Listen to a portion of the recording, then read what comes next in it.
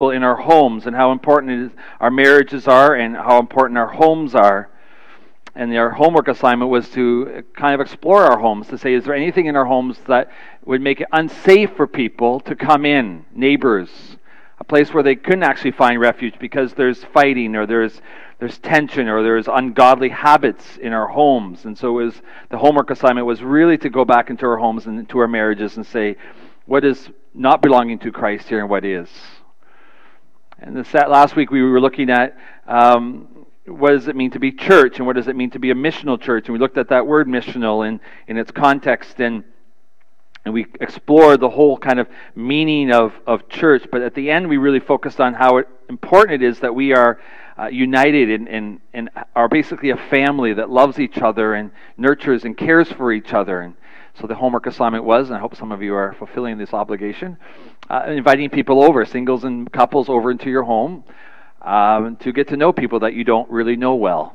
There should be nobody here that doesn't know somebody else, and in fact, we should know each other quite well. And we did those 3 parts of what that looks like, even kind of getting to know each other's burdens and carrying each other's burdens together. Well, this week we're looking at what it means to be a welcoming church, and we've invited a specialist in this area to be with us tonight, Pastor Hilmer. Don't look around, Pastor. You're the one. He asked me to do an exegesis on Hebrews chapter 13, not the whole chapter, just the first 3 verses. He says, "Keep on loving one another as brothers and sisters. Do not forget to show hospitality to strangers. For by doing so, some people have shown hospitality to angels without knowing it. Continue to remember those in prison as if you were together with them in prison, and those who are mistreated as if you yourselves were suffering." This is the word of the Lord. And Pastor Hilmer asked me if I could just answer this question: who are the angels that we might be entertaining? And I said, well, tonight it will be you. So we're entertaining. Yeah. So let's give maybe a hand for Hilmer. Thanks, Hilmer. It is so cold tonight that I'm seriously thinking about rolling down my sleeves, which is highly unusual. But it's not there. It is great to be here. I'm kind of excited to be here, mostly because I've been curious. I hear about these little kind of clandestine East location meetings that are going on. I was like, what's happening there? I'm curious about these things. So I volunteered to speak because I figured eventually you would invite me. So this is good. So I just reflecting on some of the conversations that Ian was having about what it means to be hospitable. And I'm going to talk tonight about being a welcoming church. And I think in some ways you could just say that that's really about being a hospitable church. And I asked Pastor Ian to read the little portion from Hebrews 13, and I haven't looked into it deeply, but I find there's something really intriguing about the idea that you could potentially be hosting angels. There's something to think about, right? We talk about, and I'll talk about this a little bit later, about kind of a secret survey, but imagine if it was an angel doing the secret survey. That kind of changes things a little bit. So we're going to talk about that tonight. What does it mean to be hospitable? Why should we be hospitable? Let me start with that. And I think it's because God wants us to. I came across this passage in Leviticus chapter 19, which I thought was really amazing. In Leviticus 19, verse 33, there's these words: "When a foreigner resides among you in your land, do not mistreat them. The foreigner residing among you must be treated as your native born. Love them as yourself, for you are foreigners in Egypt. I am the Lord your God." I think that's a pretty profound thing to think that already in those days when I think the world was significantly different also as far as Israel, it was the idea that even though you're a holy people set apart, when you had somebody that came to live with you, then you love them. You love those people. And I think that the reality is that we really need to think about the fact that we are just as sinful and just as broken as anybody else that walks through that door. And so they need to be loved the way that we would want to be loved. And I think you see that already in Romans 12 when you have this extensive passage on love. One of the things commanded in there is practice hospitality I find it intriguing. We talked about this at the office bear, kind of the leaders training the first session, that one of the main stipulations for somebody who's qualified to be a leader is the fact that they are somebody who's able to show hospitality.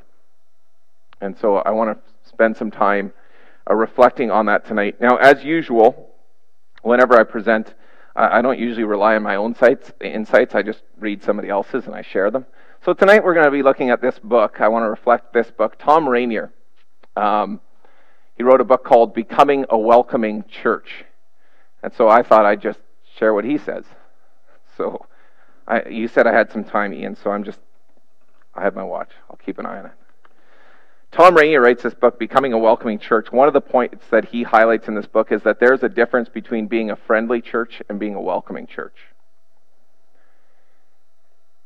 And I have to admit, I'll reflect on this a bit as we go through. I've come to the conclusion that we at Blessings as a church, we have a lot of room to grow in becoming a welcoming church. And we'll walk through some of the points tonight. I think we're growing and we're taking steps forward. But certainly as he highlighted some things, I was convicted. He's got this great, I didn't show it tonight, but he's got this great little video clip introducing his book, where there's some first-time guests coming to church. It's kind of a great parody. But one of the things is they walk up to this welcome desk where they're sitting and everybody's like, hey! And then they walk right behind the people and hug the other people they know from church. And it's like, oh yeah. So being friendly, you could be friendly. There's lots of great chatter in the church. People are smiling, they're loving each other, but they're loving the people they know, which is different than being a welcoming church. And so tonight I want to spend some time reflecting on what does that look like to be a welcoming church as opposed to a friendly church. The overview that I want to have, kind of the goal tonight is this: learning to think from the perspective of an unchurched guest. I think that's something really, really hard to do. I think we're all by nature, if you're pretty familiar with church, if you've kind of grown up with a church background, I think we like to think that we know what an unchurched guest is thinking, but it's usually just kind of what we're thinking, as opposed to the real questions that they actually have. Now, Thom Rainer, I should say this, he was a pastor, that's his background. He's now CEO of a company called Lifeway Ministries. And basically his specialty is research. That's where he spends a lot of his time, on research on church culture, church growth, church planting. I'm busy if that's... I stole that line from John Baptista once. It was great. Middle of a sermon, the phone rings. Love John. So Thom Rainer, he says... his specialty is basically researching, and he's got a lot of amazing stuff. I would recommend looking up what he has to say. He actually does a lot of stuff, like as an organization, they will go to churches that are struggling with some of these issues, and they'll visit, they'll meet with them. But he does a lot of great stuff. And I think one of the things that you've done so far that I've heard, which I think is helpful, is this idea of visiting other churches. One of the great ways to figure out what it's like to kind of go through this experience is to kind of come in and just visit a church where you're not familiar. I would say, I don't want to undercut Pastor Ian and suggest modifying his ideas, but I think one thing to do is to actually go without going with a group, without going with anybody. Just go yourself to a church where you haven't been before, and then kind of get a sense of that experience. And one of the things you still have to realize is that even though you're going to somewhere where you haven't been before, many of you actually have an idea of what church is going to be like. There are going to be differences, so that's still not the perspective of somebody who's totally unchurched, right? Your neighbor who's never set foot in a church door. So I want to talk about that a little bit. This past March, so a year ago almost today, we went to Florida, did the spring break trip, which was awesome. Especially on days like today, I'm really reflecting on that. But we go there, and as you know, there's a lot of people that do this spring break trip, and so we run into somebody that we know from here, and they're like, yeah, what are you doing on Sunday? A lot of us are going to the OPC, the Orthodox Presbyterian Church in town. We know people. They're like, it's great. Normally they have 200 guests. On this Sunday, they balloon to 400 guests. There's 200 of people from Canada here that know each other that go down. They're like, you should come. And I'm thinking, the last thing that I want on my holiday is to hang out with 200 people that I know from Canada. So my wife and I, we just looked up a church, went on the website. We're going to talk about that too. And we just checked out this random church and just drove over and checked it out. And it was a really good experience to walk through. You know, we came, the church looked neat, it was very presentable, greeted at the door by some people who looked like they were genuinely excited to see us, so that was cool. And then he asked, are you visiting? And from there it was like, yeah, we're visiting. Would you like to put your kids in the Sunday school class? Yeah, that seems good. And then he just kind of waved to a group over there, and an individual walked over and met us and said, hey, they're visiting, would you mind helping them out? And they walked us to the Sunday school place where you sign your kids in. And, while we were doing that, this guy kind of stepped away and was polite, stood 15 or 20 feet away. And once we had our kids registered, walked back over, showed us where the classrooms were, dropped our kids off. And I was like, wow, this is really, really impressive. You felt like, they were going to hold your hand through the whole process, right? And then they finished off and said, there's the worship center. And so I was, that was a really neat thing for me to say, okay, you can look and you can learn, like this is a church that's doing this really well. And I think there's areas where we can all grow in these things. So what I love about Rainier's book is that he's got these 2 top 10 lists, which I'm going to go through tonight. The top 10 reasons why people don't come back, the top 10 reasons why they do. I'm like a Sports Center guy, so when there's a top 10 list, I'm sold. I'm like, let's do it. So, let's talk about this for a little while tonight. Top 10 reasons why guests don't return. Number 1 reason, the stand and greet time in worship was unfriendly and awkward. Now, when Tom first wrote this particular, this wasn't in a book, he first presented this in an article that he wrote, and he received a lot of flack. There were like churches writing in, and they're like, what do you mean you're criticizing our meet and greet time? Our meet and greet time is awesome. And his point was, as churches and as church members, we think that the meet and greet time is awesome. The problem is that your unchurched neighbor or colleague who's coming for the first time doesn't tend to think the same way. What happens is that it ends up being this time where everybody stands up, they're like, yeah, meet and greet, right? All the church members are like, let's shake hands. But you shake hands mostly with people that you know. And then for the guy or the woman that's visiting, it feels kind of contrived, and it often feels awkward. And often they can be the last person who's actually welcomed.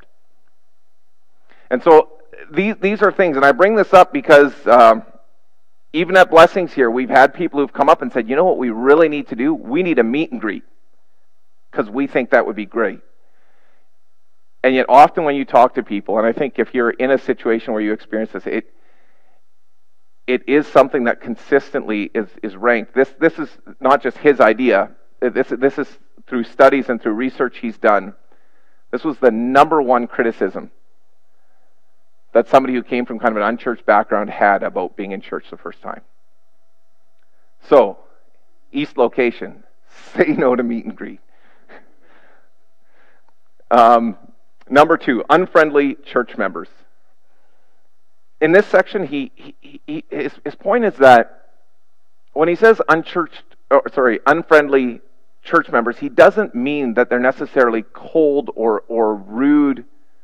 And I'm sure there are situations where that happens. But here he's talking about what he calls a holy huddle. It's a great name, holy huddle. And that's just, like you're with your 6 friends, and you all have like a nice group that's kind of formed somewhat like this, and you're all having a conversation. But it's a closed group. And this is not to criticize or to say, hey, we need to do everything better.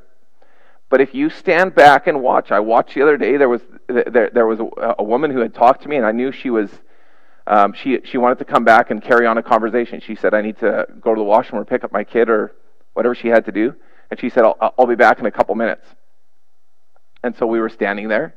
She came back, and I was in the conversation with another person who was just visiting. And so I'm having a conversation, but as I'm watching, so I'm having a conversation, there's like a group talking over here, a group talking here, and a group talking here. and she's just awkwardly standing over there. And all these groups, the Holy Huddle, the reason it's a great name is because it's a huddle. And I think even there, learning to consciously think, are we having a conversation that actually has an open, like a you? Right? Like a conversation where we talk to this person, but we're looking at people so that when someone is standing there, we can kind of say, hey, I'm going to leave this conversation and talk to that person. It's not that you can't have conversations with other people that you know at church. That's not the point. But are you willing to break off a conversation because you're like, I think that person needs someone to talk to? So you can be really, really friendly and yet sometimes be unfriendly to those who are visiting. Unsafe and unclean children's areas. I'm not an expert in this part of our church life. And I just think it's something good to be conscious of. That sometimes we're very used to a certain environment. But if we were to take somebody else, and these are just surreal things for somebody that come to church for the first time, they're having this out-of-body experience where they're coming in, everything is new, and then when they come down, if they're like, I feel uncomfortable leaving, they're leaving their kid somewhere with complete strangers. You have to think about that. Total strangers, like, here, have my child for an hour and a half. If it's not a place that looks like it's going to be safe and clean, a place where their kids are going to be loved and cared for, chances are, if they actually stay, they're not coming back the next week. That doesn't mean that we all need these massive, beautiful facilities. I think that's sometimes, and he brings that up too. You work within a budget. You work within what you have. There are parameters. But you can make sure that what you have is still neat and clean and presentable. No place to get information on the church. One of the things that they highlight, which I think is good for you to think about when you guys launch as well, he stresses the importance of like a welcome table or of a welcome booth. Something that clearly says, come here and find information. I know we've talked about it and we've tried to do something like this here. I know our facility isn't necessarily the easiest to have something, because even back there, like we have a table with some information, but that's also where people congregate. It's not right. So these are excellent things to think about as we also do church here and what that looks like. But people just want a place that they can go to. We can say, "Hey, pastors, we're available. Come talk to us after the church service." It's kind of hard for my pride, but not everybody wants to talk. I think some of them do sometimes. But for some of them, they're like, I don't want to start with the pastor. I just want to go to the place that says welcome booth, or just a regular, kind of person that I'm going to relate to. Just that's where they want to go. So it's something good to think about. Where are we on the list? Bad church website. Rainer describes. Is that me? I don't want to make a big deal of this, Ian, but this is 2 already. This is something we're going to have to come. Bad church website. So Rainer describes this. He says this is the new front door of the church. His statistics say that before somebody comes to your church, 7 out of 10 are going to check out the website first. I was surprised by that because I thought the number would be higher. Like I talked about my experience in Florida. We go to look at church, we just Google, we see something, we check it out. If that website looks terrible, the chances are I'm going to be inclined not to go. And 2 things that he really stresses have to be on the website very clearly, have to be service times and an actual physical location. Something that you can click on fairly easily to say, okay, that's where I'm going to go. Sometimes I feel bad going through this list because these are a lot of pragmatic things, and we could say, well, these are just details. But we live in a pragmatic age. Like your neighbor, if he's got to search through like 4 different pages to kind of find the info he's looking for, might have already given up. Right? They want to see service times, and they want to see location. So those are two things to highlight. I think when we consider the website, other things that I think were kind of interesting, he talks about the fact that beliefs and doctrine should be something that are very, very easily accessible on your webpage. It's one of the things that people are looking for. Sometimes we're afraid, as we're like, okay, well, we want to be a Christian church, but we're a little worried if they're actually going to really be able to access our beliefs and doctrine. Well, if somebody's actually come to your page to look for it, that's one of the things they're probably looking for. And so, like, something that I know we have that on our website. We're blessed with, I think Jamie and some others who've done a lot of work. We're blessed with, I think, a strong website as far as the amount of people that come and say they found us on the internet. It's a pretty significant percentage. But beliefs and doctrine are right up there. So, again, things like children's ministry, a little thing, but they say photos of staff, right? So, as pastors, right? So that they can actually envision, okay, so I'm going to come to that church. That's kind of what that person's going to look like. So helpful details. Here's the 6 through 10. Poor signage. This is one I thought about a lot because I'm like, well, I mean, signage, kind of. But again, like when you really step back and say, okay, so you're totally unsure. You've never been in the building before. You walk through. In a building like this, there are like 48 different doors.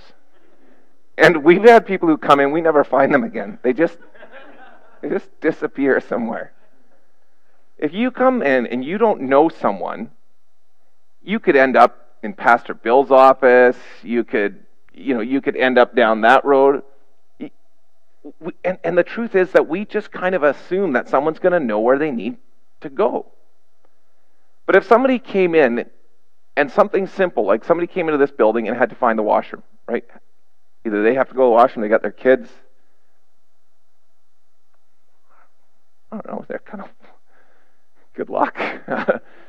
And what it does is it immediately forces them into an awkward situation, especially if they're not comfortable talking with people. They're already stressed out that they're there. Now they got to find a random stranger to tap on the shoulder and to potentially open up a conversation when they just wanted to go to the bathroom and kind of quietly find their way into a pew somewhere. So these are things, and it's been helpful for me. I think these are things that I look at and I'm like, yeah, we should have conversations about these things. So I have been blessed by having to kind of prepare for this. I think another good point that Rainier brings up is that when you have good signage up that just says, well, this is this, this is this, it instantly tells somebody who's coming to your church that you're expecting visitors. They come in, they see the signs, and they're like, these people expect visitors to be in this building on Sunday. And so I think, yeah, there's a lot of value in saying, okay, signage. Insider church language. Yeah. And I'm guilty of this, even in preaching. Like, there's times it just, you say something, you're like, if you didn't grow up with a Reformed background, you would have no idea what we're talking about. Okay, I'm going to give you an example of insider church language. Do we have one of those visitor info cards hanging out here? Oh, yeah. Sorry, Annette, I have to show us today. We had a meeting today with Ian and Bill and Annette. She told us our schedule for the week. So but we were looking at these welcome cards. We were having a visit. Okay, so you got these welcome cards. You got the 4 spots here. Are you a first-time guest, a regular attendee, a returning guest, or a CanRef church member? Now, if you're somebody who's never gone to church before, I hope there's no one here who designed these. I thought about that later once I started this. If you're somebody who's never been to church before, and you're asking yourself the question, am I a CanRef church member? What is that? Is it a soccer club? Is it like... And we do this. Like, I love the welcome cards. I think they're great. I love the fact that we have them. But this shows that we see things from a church perspective. And they're just conscious things that we need to be conscious of. So there is an example of even here how this has slipped in. It's insider church language. So again, we've learned lessons today. We're going to correct a lot of things here by the time we're done. Number 8, boring or bad church services. Kind of ironic that that's actually number 8 on the list. And here they're talking about music, preaching, which again is kind of a blow to the pride. You're like, shouldn't it at least be like number 2 or number 3 on the list? But it shows that even if you don't have the most dynamic preacher, or you don't have like the best music, like that you don't necessarily have everything that another church has, this is not necessarily the driving factor for someone. And I'm not saying that we shouldn't strive to have great music, that we shouldn't strive to have great preaching. Obviously, you want to certainly make sure that you're bringing the gospel message to them. From our perspective as a church, that is, critical to everything that we do. But what it shows is that the things that are actually obstacles to people coming again are often pragmatic things that we could deal with. Right? The gospel is something that you can't change. You got to preach the gospel. You can't negotiate on that a whole lot. It's like yes, you can negotiate on insider language, on those sort of things, but the gospel's the gospel, and you're going to preach the gospel. But there's a lot of things that you can control, and that we can change, and that we can accommodate to make it a lot easier on somebody who's coming for the first time. Number 9, members telling guests that they were in the wrong pew or chair. Like, is that a thing? I don't even know what to say. I'm just going to be honest. If that happens at Blessings, we're going to be down a member. Somebody's out. Somebody's out. Wow, I couldn't. Anyway, but it's on the list. I don't think he's lying. I thought maybe it was an entertainment value thing, but no, Tom is pretty serious. Tom Rainier. Members telling guests they're in the wrong pew or chair. I mean, that is, please, please, please, don't let that be us. Dirty facilities. Again, his point is not that you need the nicest facilities, but the way that you treat your facilities says something to your visitor, to your guest, about the way that you care about your church. And if they come and if they, we for example here, we have an older building. It's tired. There are things that we could do for sure. But I will say this, I was here today and I watched Donna clean this place, right? And she cleans it spotlessly, right? She puts a lot of time, and I think that's important, that people come and they say, yeah, they do try to care about their church building, to make sure that it's clean, it's presentable. And these are things that people just notice. They're kind of subliminal messages that I think are worth thinking about. I gotta speed up. Okay, we're going to go to the top 10. Luckily, some of these are overlap, so this is good. Someone asked a guest to sit with her or him. Often we think that the most awkward moment for a guest is the time when they come through the door. But Rainier argues that some of the most awkward moments for guests are actually the moments leading up to worship.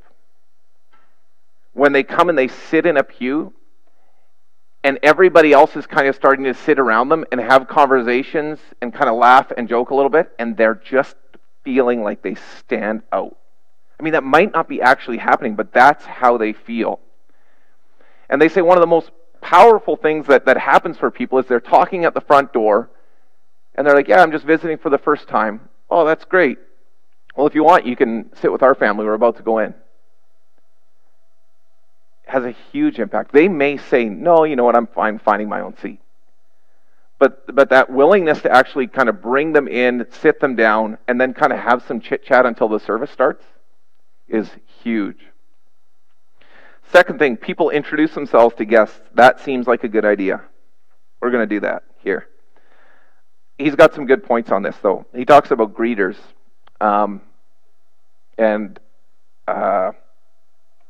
We've been thinking about this. I had a chance to meet with the welcome team a week ago or so, and it's good to talk about these things and to reflect on, okay, what does our welcome look like?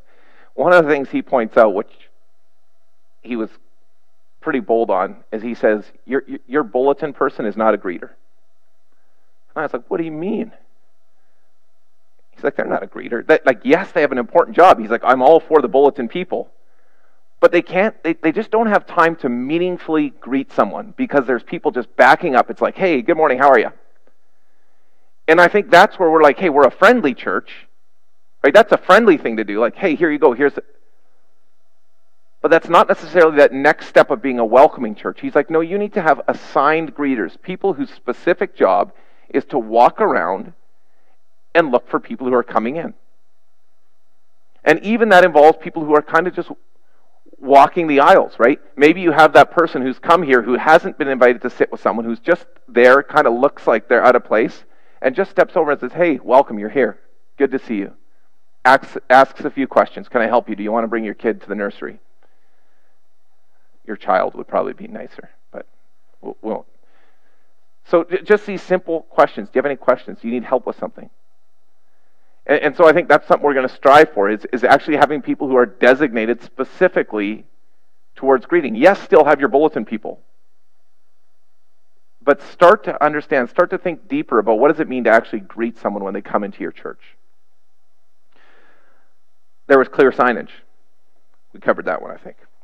Clearly marked welcome center, also covered. Kids love the children's area. That's good. I will say this, like one of the things, I had a lady that I was talking to who's been visiting with us for a while, has a young child. And one of the things that really, really matters to her is that her kid came out of Little Kids Club, Calvary, which one is it? Calvary. I always mix those up. But whichever one it was, the child was very happy, very enthusiastic afterwards. I think that says a lot, right? So, and I think it also reminds you, if you're in one of these ministries that's kind of serving behind the scenes, right, your gospel witness is important, right? People don't see it out here, but what you're doing out there, spending time with this child, has a huge impact on, someone's desire to return and to have her child come in there again. Guest parking was clearly visible. Oh, we covered secure and sanitary. I think we got that. Guest parking was clearly visible. Again, this is something to think about. But, the idea of having first-time guest parking, right? That's very clearly labeled. If you're a guest here, we prioritize you. We would like you to have a place where you can park. Two things that that Rainier says we should have is for sure clearly marked handicap parking and clearly marked guest parking. I'm not sure if we have either of those. I was like, oops. So we're, again, things to improve on. But this is going to be one of the challenges, I think, even of this building and of worshiping here. We've had to reflect on what does it mean to be a church in the city. We could love and desire to have an awesome parking lot out there that would fit 200 cars. It'd be cool. But we don't have it.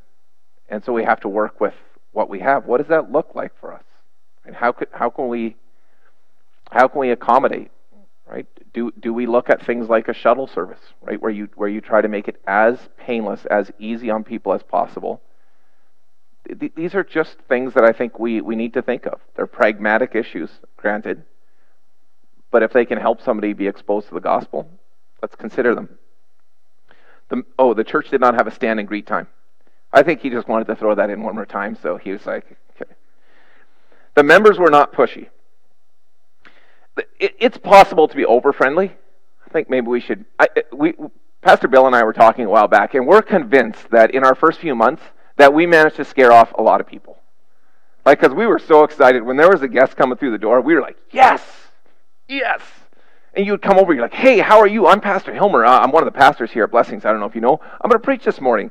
And if you want to talk afterwards, I'll be downstairs in my office. I'd love to meet you and spend some time with you. I'll be at my house. I'd love to have you over.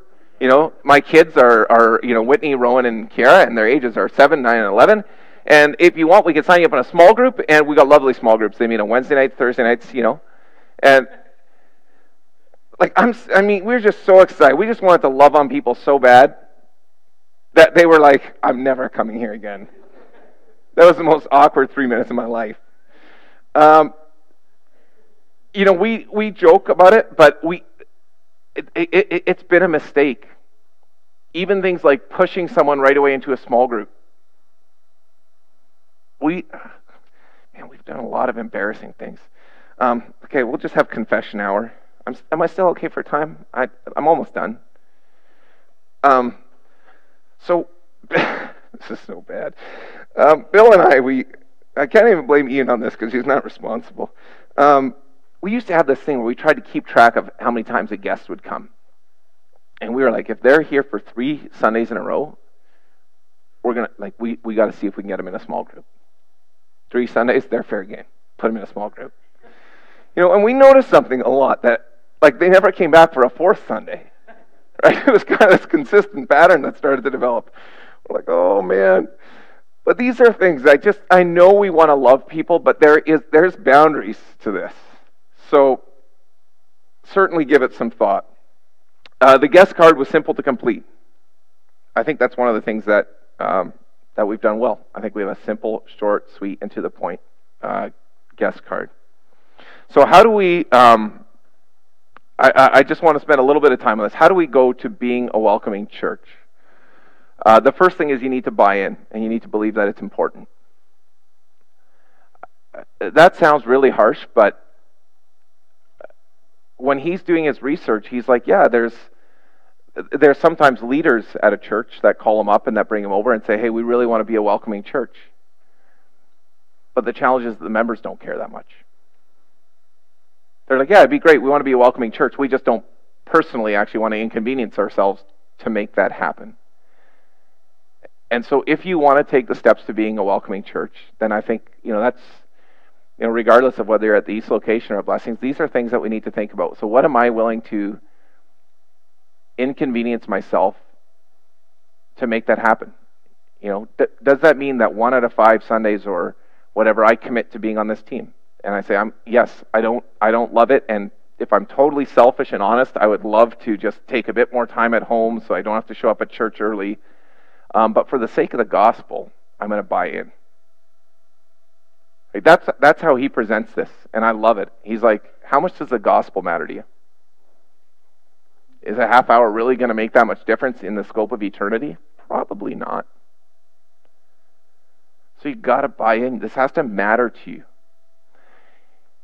To make a welcoming church, he highlights the 3 G's. And he says that church has to be a leadership priority.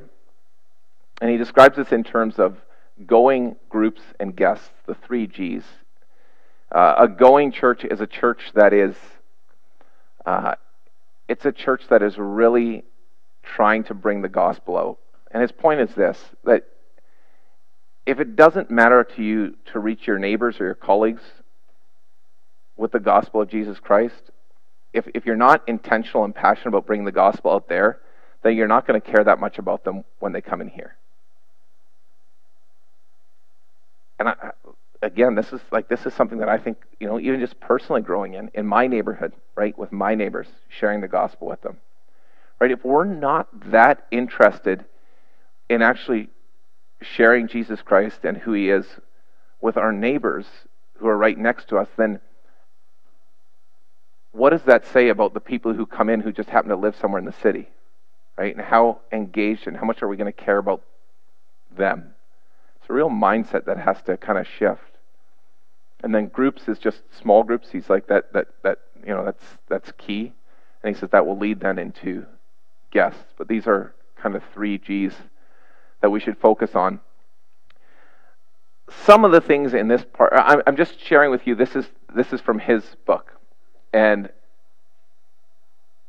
I'm not sold on all of them. So gather a group of people who are passionate to serve. Amen. Change something every quarter. I understand what he's saying. He's just like, that idea of things becoming very apathetic and just settling in. Doesn't have to be major change, just a little change. Give the guests the gift to remember the church. Debatable. I don't want to disagree with Tom Rainier, but anyway, I'll leave that for you guys to decide. East location, you want to give out gifts, you go ahead. You give out gifts. Find some nice pens, cups, Bibles, yeah. Actually, to be fair, I should say that. You bring up a good point. So one of his things that he lists as a gift is Bibles, right? So, but I want to just close with this point. Just be willing to look in the mirror. some of the most helpful conversations that we've had in the last, even 6 months have involved kind of hard conversations to be like, we actually kind of really stink at this aspect. It's not fun. Like, it's not fun to be like, wow, we could really grow in this area. But you got to be willing to have a hard look in the mirror. Am I allowed to talk about my homework really quickly? Oh, questions first. I thought this was the end of my time. Yes, Jesse Bout.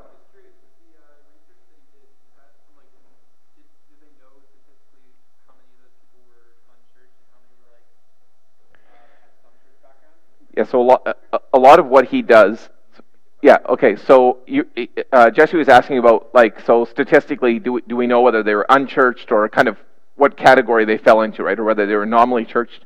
So what he's dealing with here in this book is people who are from a kind of an unchurched, not familiar with church background. And what he does, which is interesting, is they do follow-up visits with a first-time guest. So when they fill out, let's say, these cards, if people were filling them out every week, there are churches where when you check your child in, that one of the things is, have you visited before?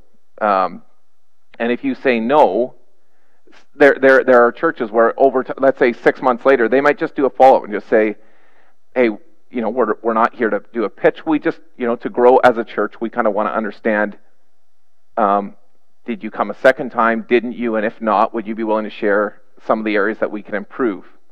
And he also does kind of secret guests, kind of like a mystery shopper, except for church. We're going to talk about that yet still. But yeah, that's how he does it. So his research is well done, right? He puts a lot of thought into it. And so that's why I think there's some merit in considering what he has to say. It's not a guy just spouting off his 2 cents about a particular subject. Other questions? Yes, Paul. It's not a question, but 2 comments. Meet and greet is terrible, especially for a guy like me. Preach. I have it in my own church where I come and sit down, and I usually just want to sit down. That's just me. But anyways, second thing, when we went to Cape Coral, we went to a church down there. One of the best things about it was that they gave me a big jar of homemade brownie mix. So the gift thing, I remember from that place, so I think that's a great idea. Oh, he totally shot down my criticism. It's like, I changed my mind. It's interesting, though, that his reason for arguing for gifts is that he's like, even these little trinkets people remember. There's an association. They sometimes leave the cup. It becomes part of the mug collection. And you're kind of like, oh, yeah, that. So, Tyler.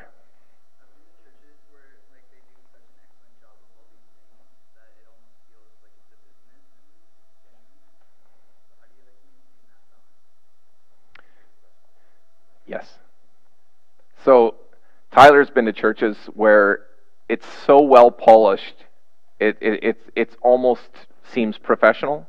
Would you say, like, it's lost some of that sincerity? I think he would bring that up under the gathering his comment on gathering a group of people who are passionate to serve. He said, if you're going to have greeters, they can be kind of different personalities. That's okay, but they need to be people who really care about people. However that comes across, that the person walking through the door needs to know that you're excited to see them, and I think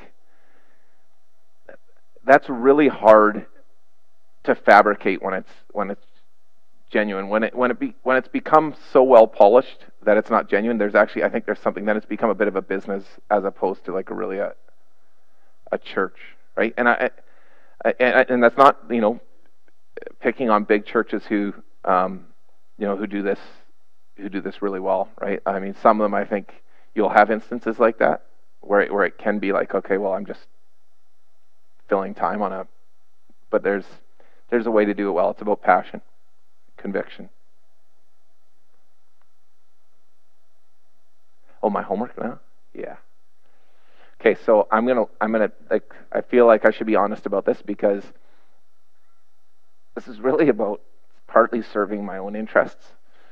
So it's like homework for you, but it's like really so that I don't have to do homework. So you're doing homework. Delegating, yeah.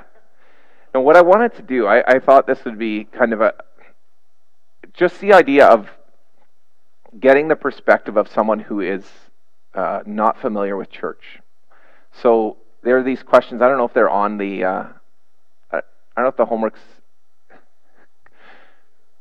Corna's totally fallen asleep up there. This is awkward. It's okay.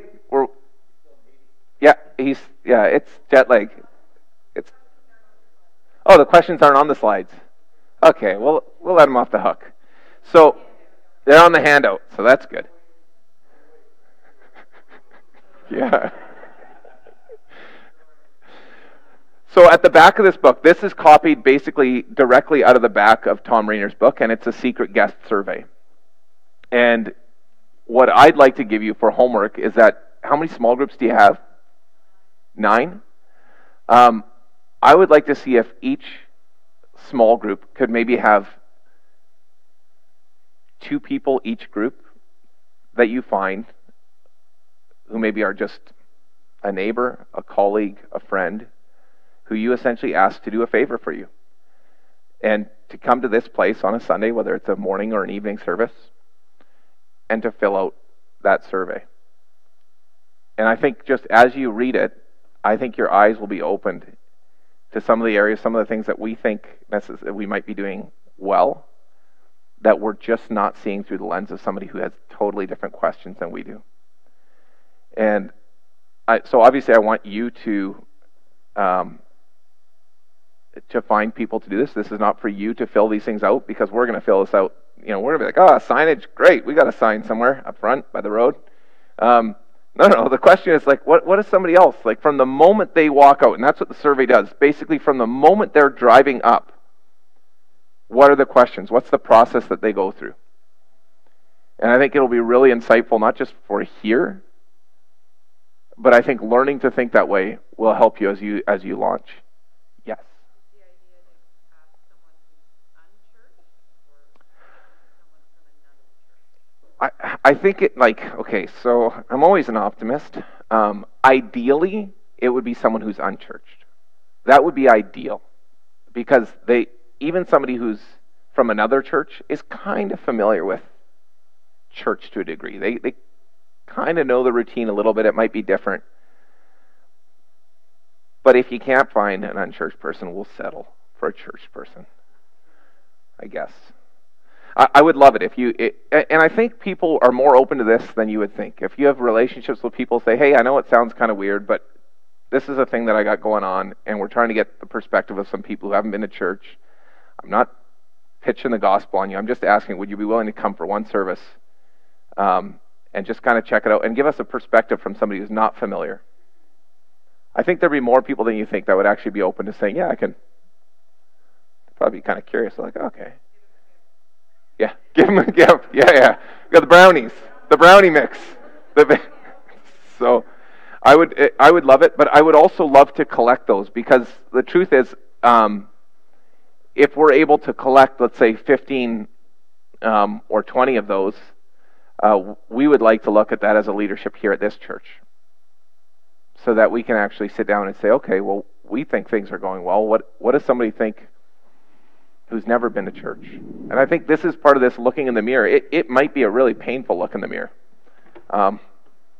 We don't have any signs, so that's the start. Did you have to point it out? We got one by the road. It's big, and it has... Yeah. Yeah, that's right. Well, that'll be blessings, Bergen.